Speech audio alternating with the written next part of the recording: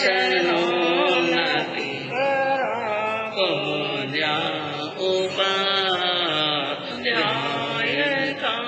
श्री सिद्धांत जो पाठका मुनिवर रत्नत्रया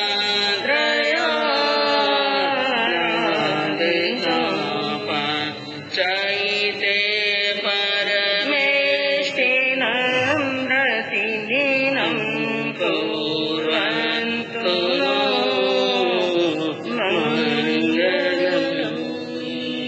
मङ्गलं भगवान् वीरो मङ्गलं गौतम प्रभु मङ्गलं स्थूलिभद्राद्य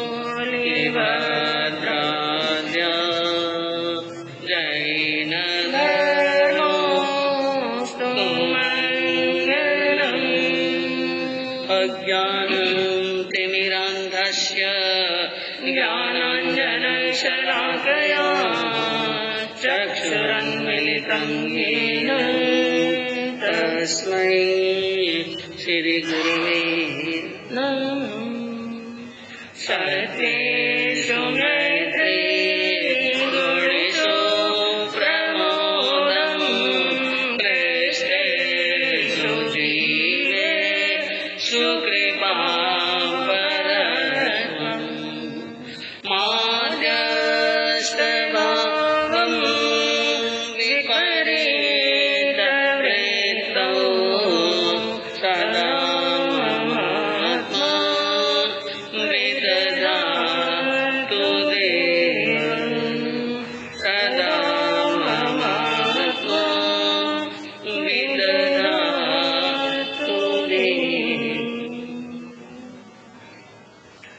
अहिंसा के अग्रदूत, त्रयकाल दृष्टा, भव्य जीवों के तारनहार, शासनेश प्रभु श्रवण भगवान महावीर स्वामी के चरणों में कोटि कोटि वंदन।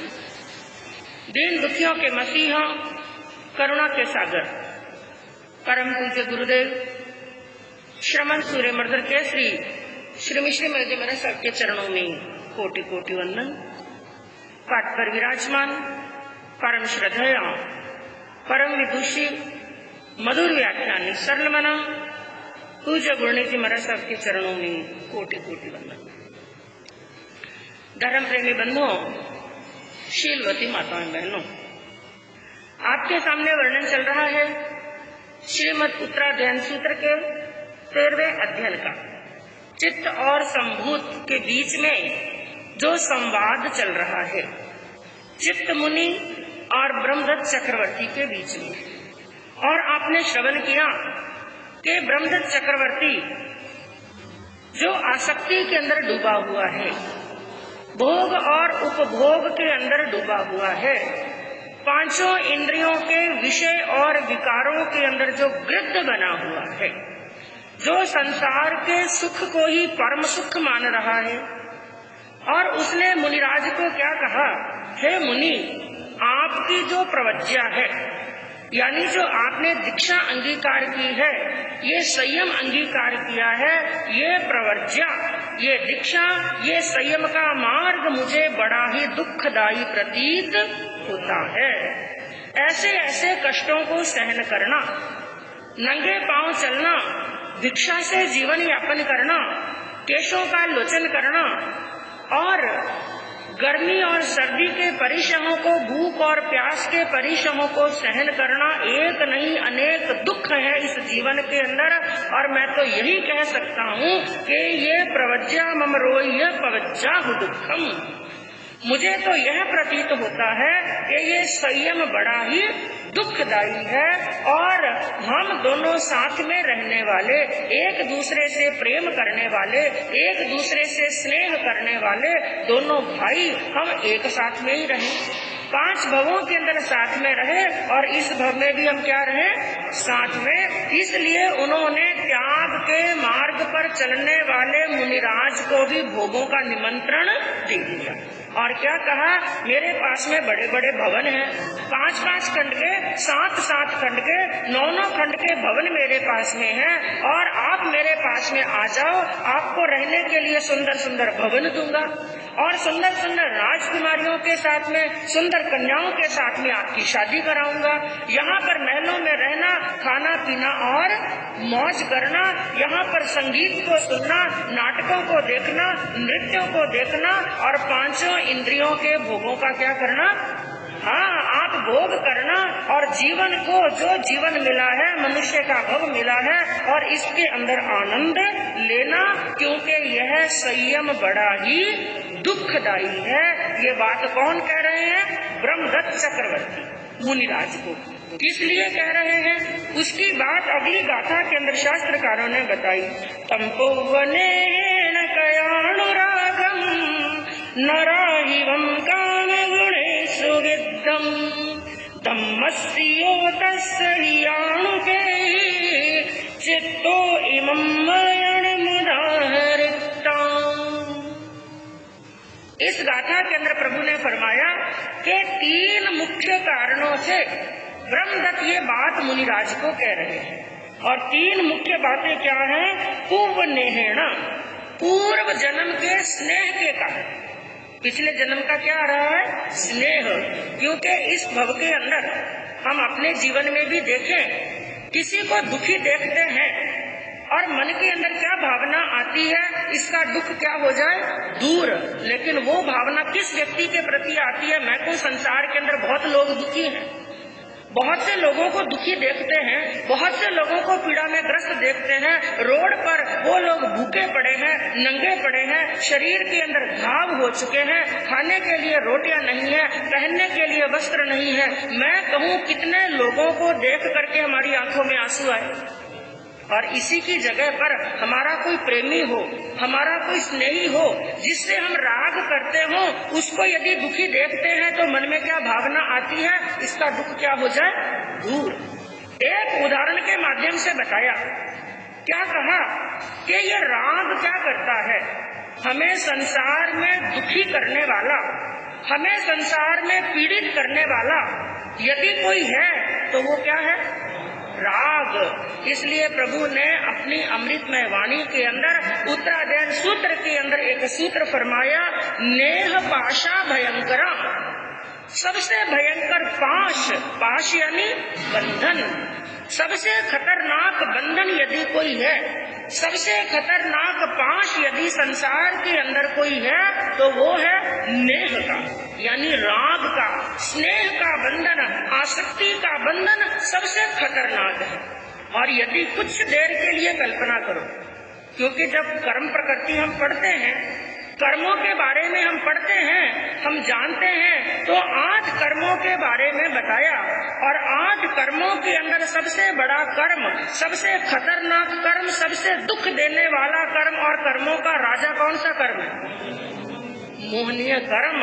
और क्या बताया? मोहनीय कर्म ऐसा कर्म होता है, कर्मों का राजा इसलिए बताया, यदि मोहनीय कर्म क्षय हो जाए तो पीछे 7 कर्मों का कोई लेना देना तो वो तो शीघ्र ही अपने आप ही समाप्त हो जाता है। क्योंकि 4 घाती कर्म बताए और 4 क्या बताए? अघाती कर्म। तो घाती कर्म में 4 कर्मों में सबसे बड़ा बताया मोहनीय कर्म। जैसे एक ताड़ का वृक्ष होता है, 10वें कालिक सूत्र के अंदर एक वर्णन आता है, एक ताड़ का वृक्ष होता है इतना ऊंचा लंबा, और उस वृक्ष की क्या एक विशेषता बताई? उस ताड़ के वृक्ष के सबसे ऊपर वाले भाग के ऊपर, ध्यान से सुनना इस बात को, जो ताड़ का वृक्ष होता है उसकी एक विशेषता बताई, उस ताड़ के जिसकी हाइट बड़ी लंबी होती है, लेकिन उसके सबसे ऊपर एक स्थान ऐसा होता है बिल्कुल छोटा, सुई के अग्रभाग जितना, उसके सबसे ऊपर वाले उस भाग में एक सुई का प्रहार किया। किसका प्रहार किया? एक सुई का प्रहार करने मात्र से वो ताड़ का वृक्ष धराशायी हो। वो ऐसा एक मर्म स्थान होता है कि एक सुई का प्रहार किया, पूरा ताड़ का वृक्ष क्या हो गया? धराशायी। उसी प्रकार होता है मोहनीय कर्म। यदि मोहनीय कर्म क्षय हो जाए तो बाकी के 7 कर्म हमें दुखी करने वाले, क्योंकि मोहनीय कर्म क्षय हुआ तो 3 तो अपने आप ही क्या हो जाते हैं, क्षय हो जाते हैं, और बाकी बचे 4, और वो तो जैसे ही आयुष्य पूर्ण होगा सब अपने आप ही क्या हो जाएंगे, क्षय हो जाएंगे। तो मोह हमें दुखी कैसे करता है? मान लो सुबह सुबह का समय, और सुबह सुबह का समय आप चाय पी रहे हैं, क्योंकि सुबह सुबह क्या पीते हैं, चाय। लगभग 99% कह दे तो कोई अतिशयोक्ति नहीं है। सब लोग गर्मा गर्म चाय पीते हैं, और जब सुबह सुबह की चाय पीते हैं तो हाथ के अंदर होता है राजस्थान पत्रिका। वैसे आजकल तो राजस्थान पत्रिका तो कम हो गई, हाथ में क्या होता है, मोबाइल। लेकिन एक समय ऐसा था कि सबसे पहले क्या पढ़ते थे, राजस्थान पत्रिका। तो हाथ के अंदर आपके न्यूज़पेपर है, राजस्थान पत्रिका है, और साथ में क्या पी रहे हैं, चाय। और राजस्थान पत्रिका के अंदर सभी तरह की खबरें हैं।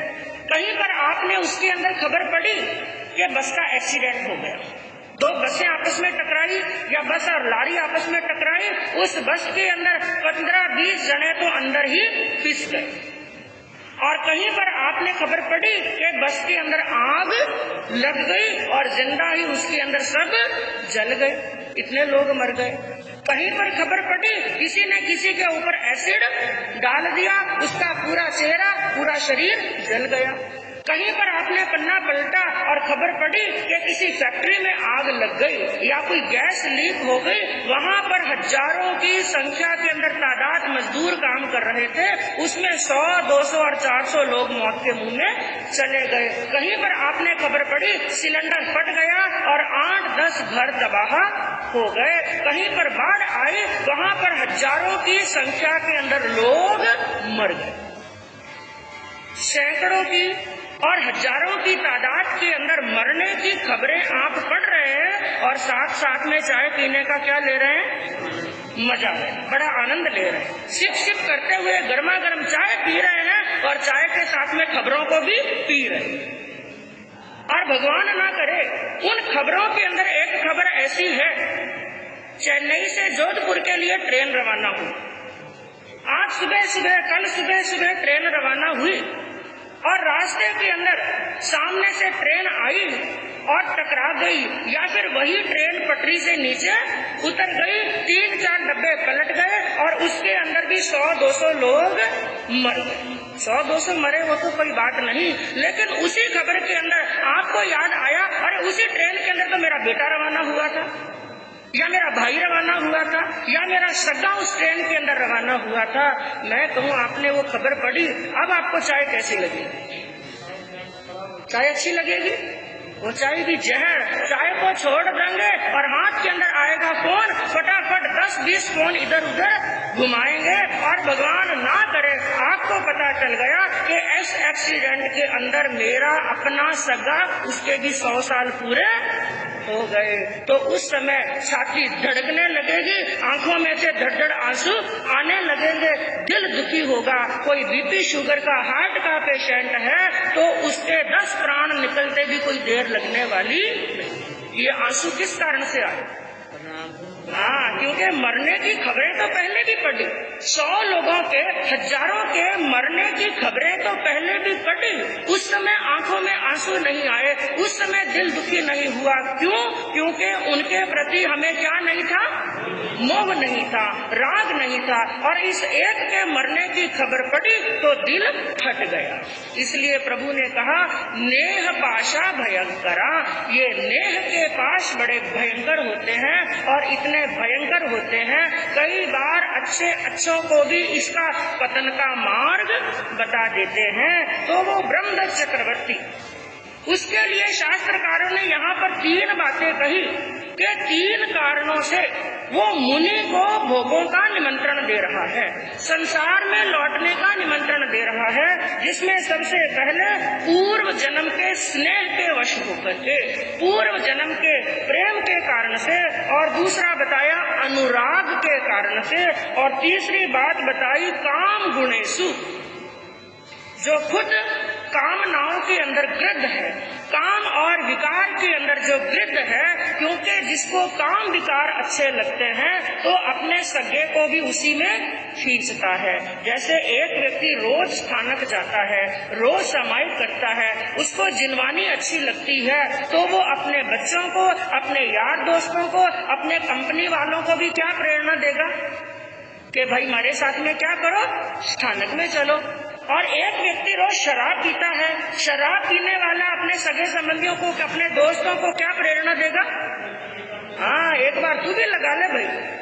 हाँ, और गुटखा खाने वाला क्या प्रेरणा देगा, भाई तू गुटखा खा। और सिगरेट पीने वाला किसकी मनवार करेगा, सिगरेट की। और सामने वाला मना करेगा, नहीं यार मैं नहीं लेता। अरे कोई बात नहीं, एक बार टेस्ट करके तो देख। जिसके पास में जो होगा वही सामने वाले को देगा। और ब्रह्मदत्त के पास में क्या है, किसमें डूबा हुआ है, धन दौलत तो है जो है, साथ में भोगों में डूबा हुआ है। उसको काम और विकार ही अच्छे लग रहे हैं। विषय और विकार जो अपने घर में डूबा रहता है, परिवार में डूबा रहता है, विषय और विकार में डूबा रहता है, भोगों में डूबा रहता है, वो स्थानक में जाने वालों को भी कहता है, अरे क्यों माथा पच्ची करते हो, क्या पड़ा है स्थानक के अंदर, क्या साधु संत कमा करके देंगे क्या आपको, साधु संत कमा करके देने वाले नहीं। क्यों टाइम वेस्ट करते हो, क्यों समय व्यर्थ करते हो, घर में रहो, दुकानदारी करो, काम धंधा करो और परिवार का लालन पालन करो। जिसके पास में जो चीज होगी वो उसी की मनवार करेगा। तो ब्रह्मदत्त के पास में भोग है, विकार है, और केवल है ही नहीं, वो उसके अंदर डूबा हुआ है। कैसे कि जैसे दलदल के अंदर कोई व्यक्ति फंस जाता है तो वापिस मुश्किल से निकलना संभव हो भी सकता है और नहीं। तो वो भी इन काम भोगों के अंदर शास्त्रकारों ने शब्द क्या लगाया कि काम गुणेश विद्धम, जो गृद्ध बना हुआ है काम और भोगों के अंदर, वो मुनि को निमंत्रण दे रहा है। लेकिन ऐसे चक्रवर्ती को संबोधित करते हुए मुनिराज, और कैसे मुनिराज, पहले तो चक्रवर्ती के बारे में बताया, उसकी भावना के बारे में। अब शास्त्रकार उन मुनि की भावना के बारे में बता रहे हैं। कैसे मुनि धमस्यो, जो धर्म में स्थित है। किसमें स्थित है, वो चलायमान होने वाले नहीं, ऐसे धर्म में स्थित, ऐसे स्थित प्रज्ञ वो मुनिराज उन ब्रह्मदत्त का हित चाहते हैं। स्नेह तो ब्रह्मदत्त को भी है मुनि के साथ में, और मुनि को भी स्नेह है ब्रह्मदत्त के साथ में। लेकिन बंधुओं, स्नेह का भी एक अंतर होता है, एक अलग होता है। एक होता है प्रेम और एक होता है स्नेह, इनमें भी अंतर है। एक होता है प्रेम, प्रेम वो होता है जो संसार की तरफ खींचता है, क्योंकि एक होती है आसक्ति और एक होती है भक्ति। आसक्ति में भी इंसान चाहता है और भक्ति में भी सामने वाले को चाहता है। लेकिन आसक्ति और भक्ति में इतना बड़ा अंतर होता है जितना जमीन और आसमान के अंदर होता है, जितना दिन और रात के अंदर अंतर होता है, जितना पूनम और अमावस में अंतर होता है। आसक्ति संसार को बढ़ाने वाली है और भक्ति संसार को घटाने वाली है। आसक्ति अधोपतन करने वाली है और भक्ति सिद्धत्व को प्राप्त कराने वाली है। उसी प्रकार स्नेह तो मुनि भी करते हैं ब्रह्मदत्त से, और ब्रह्मदत्त भी स्नेह करते हैं मुनि से। लेकिन वो मुनि वो भी उसका हित चाहते हैं। लेकिन ब्रह्मदत्त को हित किसमें लग रहा है कि संसार में आ जाओ, और मुनि जिनके अंदर ज्ञान का प्रकाश हो चुका है वो ब्रह्मदत्त का हित चाहते हैं। वो उनको आगे क्या संबोधित करते हैं, उन्होंने चित्त मुनि ने ब्रह्मदत्त को संबोधित करते हुए एक बात कही। उन्होंने कहा, हे राजन, तुमने जो कहा महल मेरे पास में है, सुंदर सुंदर कन्याओं के साथ में शादी करा दूंगा, तुम नाटक देखना, तुम नृत्य देखना, तुम संगीत सुनना और भोगों का भोग करना, लेकिन शायद तुम नहीं जानते हो क्या, सर्वम विलव्यम गियम सर्वम नट्टम विडम्बियम सर्वे आभरणाभारा सर्वे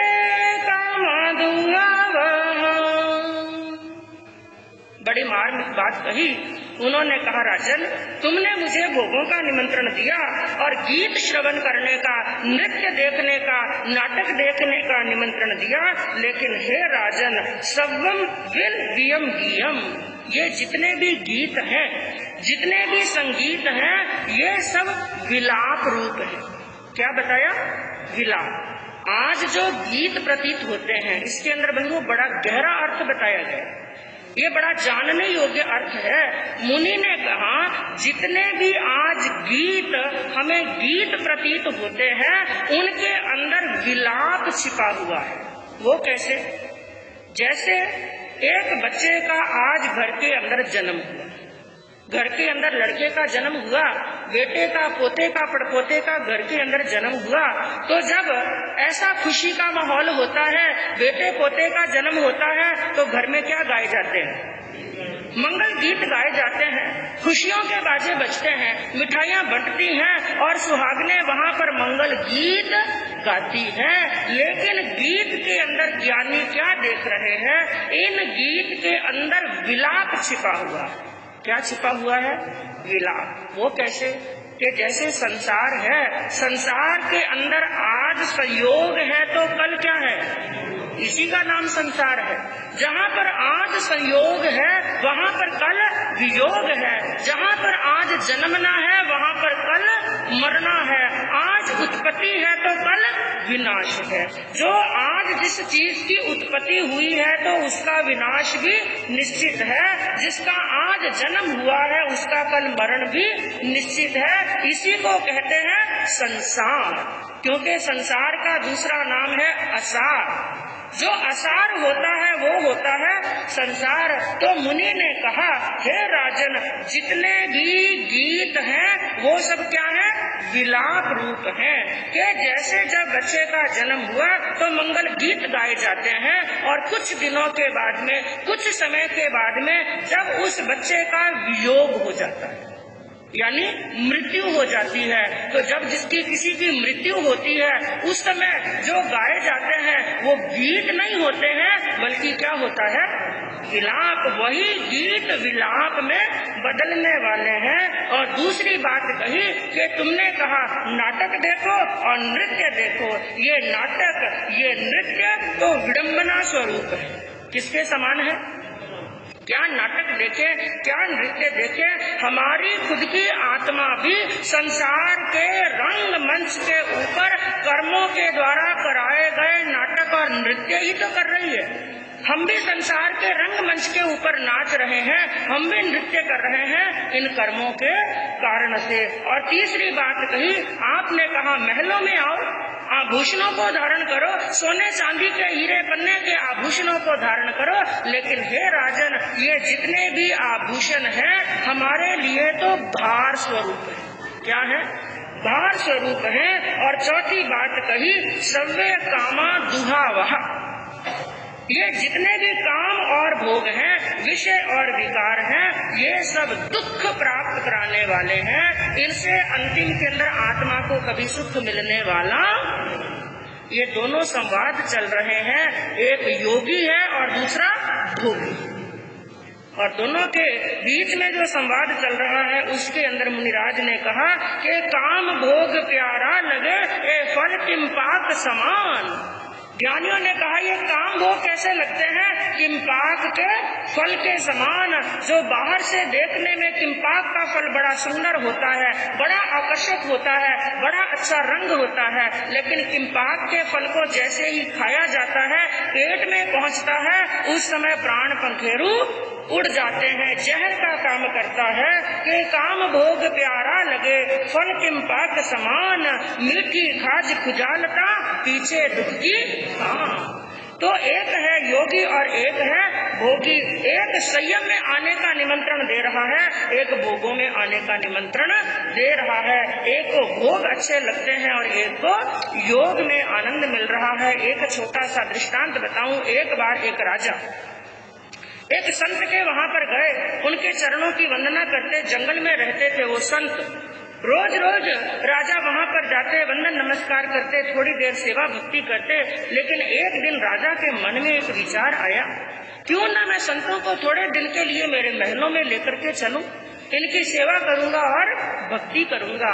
इसलिए हाथ जोड़ करके संतों के सामने प्रार्थना की कि महात्मा मेरी इच्छा है, मेरी भावना है, कभी मेरी कुटिया को भी पावन कीजिए, मेरे महलों में चलिए। संतों ने ये बात सुनी और सुनकर के बड़े प्रेम से कहा, राजन मैं तुम्हारे महलों में चलता जरूर, तुम्हारी भावना को जरूर रखता, लेकिन राजन मुझे तुम्हारे महलों में दुर्गंध आती। क्या बात कही? महलों में क्या आती है? दुर्गंध आती है। ये बात सुनी, आपको कोई ये बात कहे कि आपके घर में हमें क्या आती है? दुर्गंध, तो आपको कैसा लगे? हाँ भाई, अच्छा मेरे घर में दुर्गंध आती है। और ये बात महात्मा ने किसको कही? राजा को, जिनके महलों को रोज स्वच्छ किया जाता है, निर्मल किया जाता है, चारों तरफ अतर फैलाया जाता है, अतर छिड़का जाता है, जहाँ पर जगह जगह पर अच्छे अच्छे सुंदर सुंदर सुगंधित फूलों की मालाएं टंगी हुई है, जगह जगह पर बड़े बड़े बर्तनों के अंदर पानी भर के अंदर उसके अंदर कमल के फूल डाले हुए हैं, चारों तरफ सुगंधित ही सुगंध फैली हुई है। वहाँ पर मुनिराज ने क्या कह दिया? मुझे क्या आती है? दुर्गंध आती है। राजा को मन में गुस्सा भी बड़ा आया, लेकिन रहा नहीं गया और उसने पूछ लिया, मुनिराज आपने कहा मुझे तुम्हारे महलों से दुर्गंध आती है, मुझे इस बात का रहस्य समझ में नहीं आता। क्या दुर्गंध आती है? कहाँ पर आपने गंदगी देखी? कहाँ पर आपने कचरा देखा? मुनि ने कहा, तुम्हारे प्रश्न का उत्तर दूंगा, लेकिन थोड़ी देर बाद में। ऐसा करो, मुझे किसी आवश्यक कार्य के लिए कहीं जाना है, तुम मेरे साथ में चलो। राजा को देर तो हो रही थी, लेकिन कोई बात नहीं, अब महात्मा को अपने महलों में लेकर जाना और फिर बड़ों की आज्ञा है, संतों की आज्ञा है तो माननी पड़ेगी। ठीक है। और उन्होंने क्या किया? एक बड़ा सारा थैला झोली ली, कंधे पर टांगी और एक छोटा से थैले के अंदर कुछ डाला हुआ था, वो थैला राजा के हाथ में दे दिया। आगे आगे महात्मा चल रहे हैं और पीछे पीछे संत चल रहे हैं और पहुंच गए एक पिछड़ी हुई बस्ती के अंदर, जहाँ पर चमार लोग रहते थे। कौन रहते थे? चमार लोग, हरिजन लोग। और चमार लोग आप जानते हैं चमड़े का काम करते हैं। और वो संत जो थे, एक महात्मा होने के साथ साथ में कई देसी दवाइयां जानते थे, कई इलाज जानते थे। महात्मा एक किसी घर के अंदर उन्होंने प्रवेश किया, वहाँ पर एक बीमार व्यक्ति सो रहा था, बिस्तर पर लेटा हुआ था। महात्मा जी गए, उनको बैठने के लिए आसन दिया, महात्मा बैठ गए, उसकी नब्ज पकड़ करके देखी और जो औषधि चाहिए थी उनको दे दी। उनको औषधि जो दी जो तो ठीक, लेकिन वहाँ पर हरिजनों के घर थे जिनके चमड़े का काम था। कहीं कहीं पर बड़े बड़े हौज के अंदर, बड़े बड़े पानी के अंदर, खूब सारे पानी के अंदर चमड़ा भिगोया हुआ था। कहीं पर पशुओं की हड्डियां पड़ी थी, कहीं पर चमड़ा सूख रहा था। चारों तरफ इतनी दुर्गंध आ रही थी कि जैसे सिर फट जाए। राजा हैरान, महात्मा जी लेकर के भी आए तो मुझे कौन सी जगह पर, और राजा को इतनी दुर्गंध आ रही है। मैं को रास्ते में से निकलते हैं, कहीं पर एक साइड में मरा हुआ कुत्ता पड़ा हो या कोई ऐसी चीज वहाँ पर पड़ी हो, कितनी दुर्गंध आती है। सांस रोक करके निकलते हैं कि जल्दी से जल्दी निकल जाए तो ठीक। कोई मछलियों का टोकरा लेकर के वहाँ पर बहन बैठी है और वहाँ से निकलते हैं तो क्या स्थिति होती है। तो राजा को बड़ी दुर्गंध आ रही है।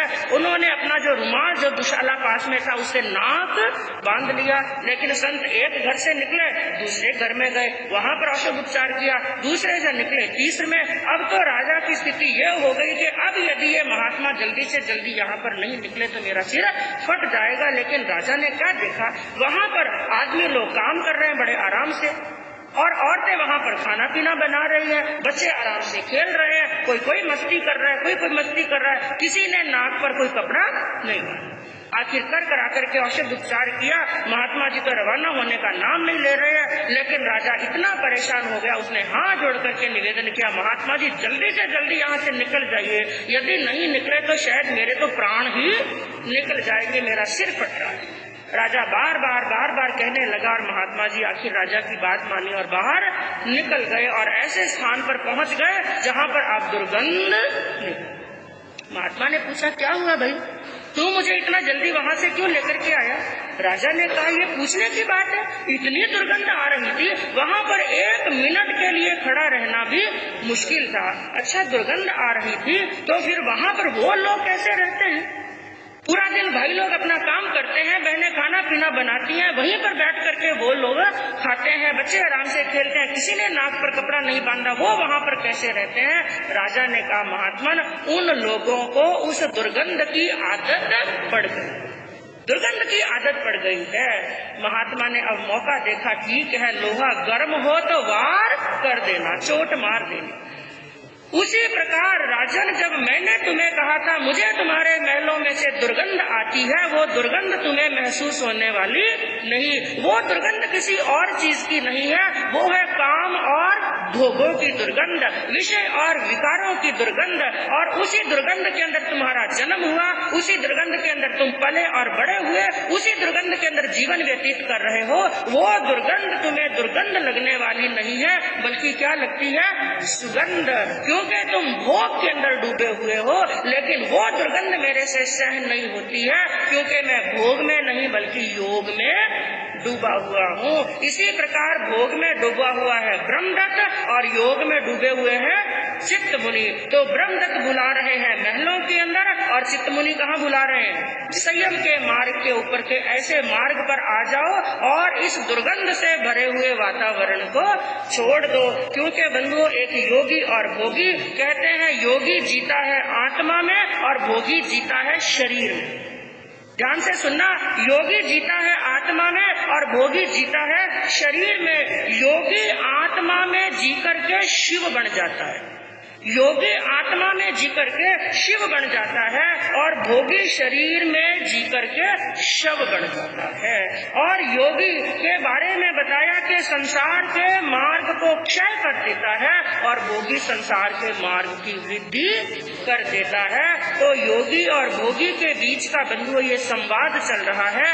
अब मुनि की बात सुनकर के ब्रह्मदत्त उनको क्या जवाब देते हैं और वापिस मुनिराज उनको क्या कहते हैं, बंधुओं सुनने से मालूम पड़ेगा। इसी भावना से भगवन्